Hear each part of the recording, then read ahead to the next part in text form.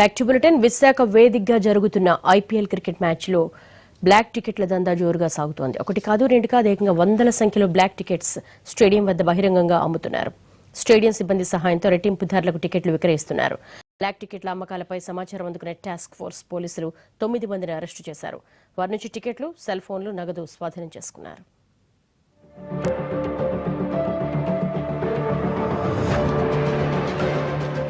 విశాఖ వేదికగా జరుగుతున్న IPL season play of మ్యాచ్లు అక్రమార్కుల పాలిట వరంగా మారాయి. సెమీఫైనల్స్ గా భావించే ఎలిమినేటర్, క్వాలిఫైర్ మ్యాచ్లను బ్లాక్ టికెట్ల మాఫియా సొమ్ము చేసుకుంటోంది. స్టేడియం సిబ్బంది సహకారం, అభిమానుల ఉత్సాహం పెట్టుబడిగా బ్లాక్ టికెట్ల దందాకు తెర.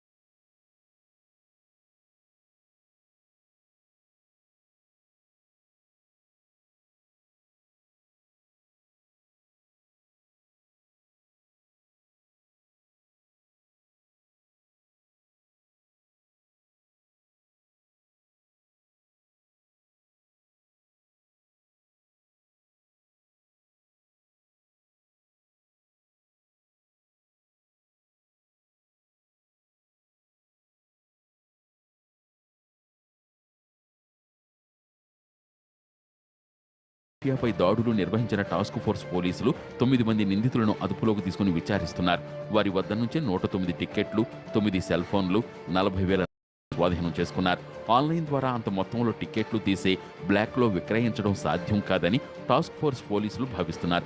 స్టేడియం సిబ్బంది సహకారంతో టిక్కెట్లు సంపాదించుంటారని అనుమానిస్తున్నారు. 500 రూపాయల టికెట్ 800, 1000 రూపాయలు, 1000 రూపాయల టికెట్ 1500, 2000. అంటే వాళ్ళ దగ్గర ఏ డిమాండ్ టికెట్ చెప్పారంటే 500 టికెట్స్ ఉన్నాయి. 500 ఎక్కువ యూజ్ మొత్తంలో అయితే 500 రూపాయల టికెట్లు అమ్ముతాయి. 500 ఇంకేం డినామినేషన్ సార్? 500, 1000. అంటే బల్క్ లో ఒక్కొక్కరి దగ్గర మాక్సిమం ఎన్ని దొరికాయి? ఒకరి దగ్గర 47, ఒకరి దగ్గర 20, ఒకరి దగ్గర 30, ఒకరి దగ్గర 6, ఒకరి దగ్గర 15.